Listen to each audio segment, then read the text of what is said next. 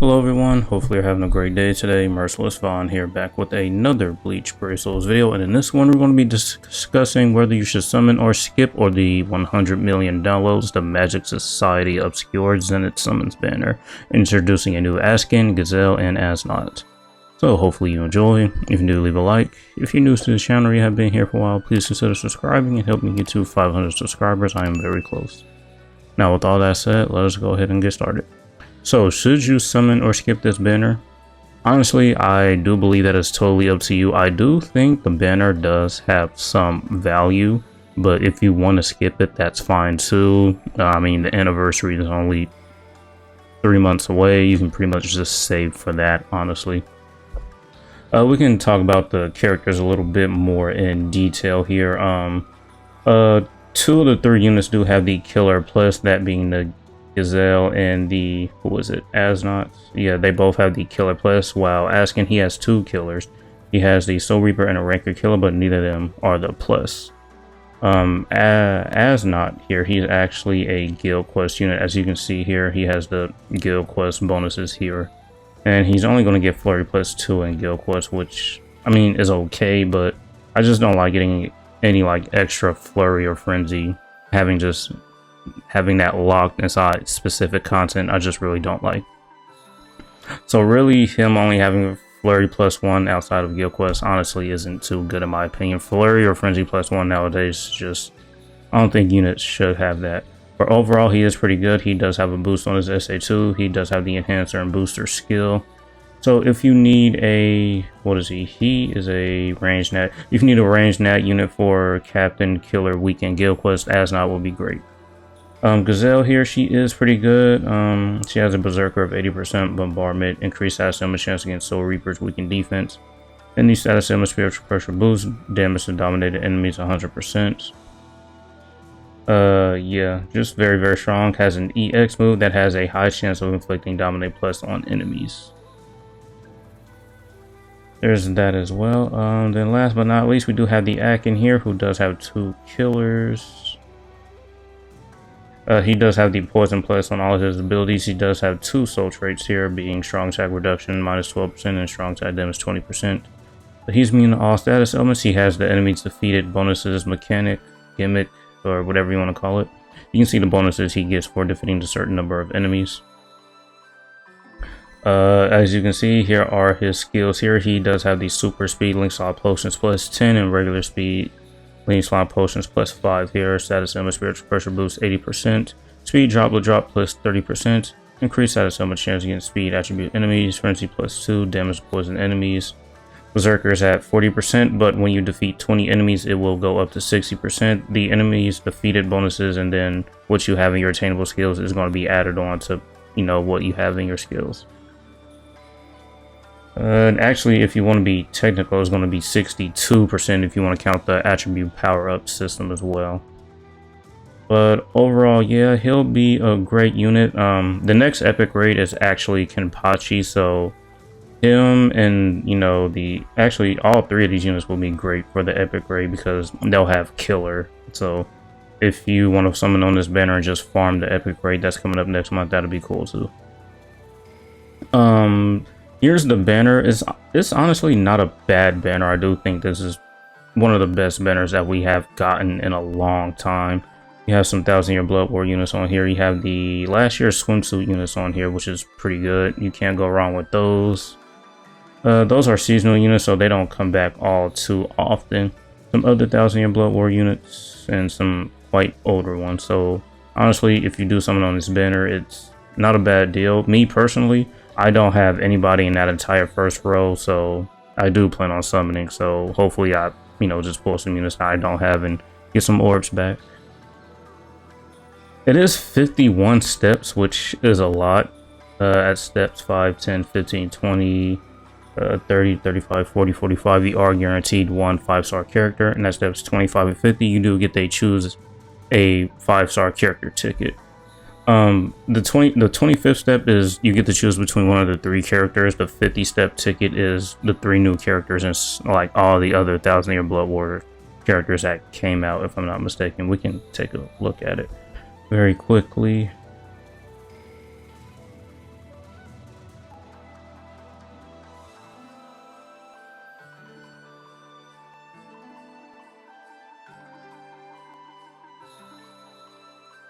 So yeah, so for some reason, if you want to go to step 50 and get that ticket, this is the character pool. Obviously, you have the 3 new units, and then you have all of the other 1,000-year Blood War units that came out. I don't think there's any missing in here. Yeah, I think these are all the 1,000-year Blood War units that ever came out. So yeah, there's that as well. So I think that's pretty much it. All 3 characters I do think are great in their own way. As for who I think is the best one, honestly, I don't know. You could argue Askin here, or maybe you could say Gazelle. I think it's between those 2 units who's actually the strongest. I mean, having a Berserker of 80% is honestly very, very good. And then not to mention the Killer Plus is just great as well. So maybe Gazelle's the best one in this banner. But anyways, yeah, so we can go ahead and go over the featured list of characters very quickly. Alright, so first off, we have this Oetsu, who is a speed, no affiliation killer plus unit. This soul trait is damage to enemies not affected by an element 40%. He's a melee unit, no status elements. He does have an EX move. I'm not sure what it does because I never pulled this unit. He does have the gauge effect here. It's going to give him 100% Berserker and Frenzy +1. Innate skills, Sprinter, Havoc, Marauder. The rest of his skills start gauge 70%. When he activates his gauge, he gets strong attack reduction of 30%, reduce strong attack cooldown 12%, fire resistance, gauge rampage, Frenzy +2. So while his gauge is active, he'll have Frenzy +3, which is good. Weaken defense, long stride, poise break. An enemy's not affected by an element. It's 100%, but because his soul trait is 40, it's going to be 140%. So overall, actually not a bad character. I didn't know he was this good. Yeah, that's really not bad at all. So he's pretty good. Alright, so up next we have the Tenjiro here, who's a Technique Human Killer Plus unit. Has a soul trait of normal attack damage plus 35%. Ranged unit, paralysis on all of his attacks except his SA2, and 3 his SA2 is a boost and a heal. His SA3 is also doesn't have a heal on it. Innate skills, Sprinter +2, freeze resistance, sharpshooter, the rest of his skills. He has a 95% bruiser. I think that's the highest I've seen. He has flurry +1, is going to be +2 in Guild Quest, defibrillator +5 seconds, range damage 10%, 30 in Guild Quest. Increased Soul Reaper damage the status of unaffected enemies 30%. Enhancer, Poise, Healer, Medic, Booster, increased kill effect 30%, 50 in Guild Plus. Yeah, he's actually really, really good. It looks like. I mean, having Healer and Medic, I mean, you'll be getting a lot of healing. Booster and Enhancer, this is actually a really good Guild Quest unit, actually. I think the only bad thing is, you know, I think he doesn't have a barrier, but since he has 2 moves that heal, I think that's okay. So he's actually really, really good. Alright, up next we have the swimsuit units from last year, starting off with the Bambietta Technique Hollow Killer unit with a soul trait of strong attack, recharge time -14%. Melee unit with lacerating paralysis on all of her attacks. She has the enemies defeated bonuses, which is going to be increasing your entire party's killer effect by 20%, which is insane. Innate skills, Sprinter, freeze resistance, Havoc, the rest of her skills, 40% Berserker, 60% Devastation, Frenzy +2, +3 in Guild Quest, defibrillator +5 seconds, increased status element chance against rankers, increased melee damage 10%, 30 in Guild Quest, long stride, Marauder, increased killer effect 30%, 50 in Guild Quest, status element spiritual pressure boost 80%. Yeah, I think all of the swimsuit units, while I have been playing the game, have always been very, very good. So the fact that they're in this banner is just honestly really good. Up next, we have the swimsuit Menina. She is a Mind Quincy Killer unit with a soul trait of Super Heart Link Slot Potions +5. Range unit, no status elements, has a boost, a heal and a barrier on her SA2. Innate skills, Sprinter, Guard Break, plus Pierce Iron Skin. Havoc, Berserker 50%, reduce strong attack cooldown 12%. All status elements resistant shared, increase coin drop 100%. Increase Super Heart Link Slot Potions +5, increase Heart Link Slot Potions +5. It's +10, but since she has an extra 5 in her soul trait, it's going to be added on in her skills to make it 10. so I was technically right, but whatever. Frenzy plus 2, increased damage to enemies not affected by ailment 100%, multi-barrier plus 2, and medic. So a really good farming unit for if you need some super pots. Have the swimsuit Candace here, who is a speed stern ritter killer unit. Soul trait damage taken minus 21%. Range unit, no status elements, boost on her SA2. Innate skills, sprinter plus 3, dodge quincy damage 50%, long reach 20%.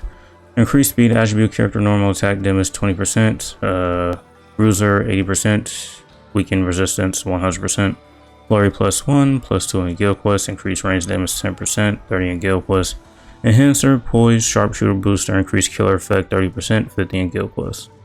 So really there were a couple of guild quest units and really one good farming unit for last year's swimsuit units, but you know the swimsuit units are always good. Can't go wrong with them. Up next, we have a 1000-year Blood War Toshiro here, who is a power captain killer unit with a soul trait of normal attack damage inflicted at full stam 40%. He's a melee unit with frost on all of his attacks except his SA2. His SA2 is a boost. Innate skill, sprinter, dodge over damage 50%, marauder, bruiser 50%, immune to paralysis, flurry plus 1, plus 2 in guild quest. Long reach 20%, increased melee damage 10%, 30 in guild quest, enhancer, poise, start barrier plus 15, booster, increased killer effect 30%, 50 in guild quest. So if you need a melee unit for the captain week of guild quest, this is a good unit that you can use. Alright, so we have the 1000-year Blood War Gengar Sai, Yamamoto, whatever you want to call him. This is a brave battle unit. He is a mind killer. He's a mind unit with 2 killers, no affiliation captain. Soul trait damage taken minus 20%. Melee units, lacerate and burn on all of his attacks. He has a debuff on his SA2 here, and there's no status elements on there. Innate skills, sprinter, paralysis resistance, marauder, decreased damage taken 20%, half stamina only, decreased damage taken minus 50%. Brave battle only, first 10 seconds, flurry plus 1. Increased normal attack damage when enemy or an ally is KO'd 20%. Prevent last hit survival. Ignore brave battle invincibility. Brave battle temporarily invincibility. Flurry plus 2. Guaranteed status element affliction against heart attribute no affiliation enemies. He was basically made to counter the 1000-year Blood War Yamamoto from the prior anniversary year. Poise and pierce barrier.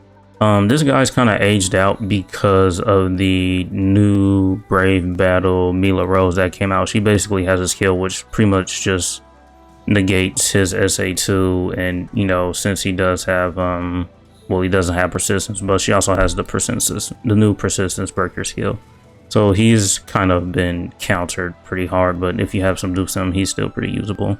If you just go against the Mila Rose, his SA2 really won't be effective. Alright, and so you have the 2022 1000-year Blood War version of this Ichigo here. He is a heart unit with the rank or no affiliation killer. Soul trait, strong type recharge time minus 14%. He's a melee unit with no status elements. He reads all affiliation dodges. He has long stride and he recovers 20% stamina for the entire party. Bruiser 40%, devastation 60%. All status element resistance shared. Havoc 20%, frenzy plus 2. Increased damage not affected by increased damage to enemies not affected by ailment 100%. Sprinter plus 2, marauder hit enemies and pierce iron skin. So yeah, this Ichigo is very, very old. He's still good because of this skill right here. Fun fact, he was the first unit to introduce this new skill right here and just not have any status elements. So there you go, it's a pretty fun fact.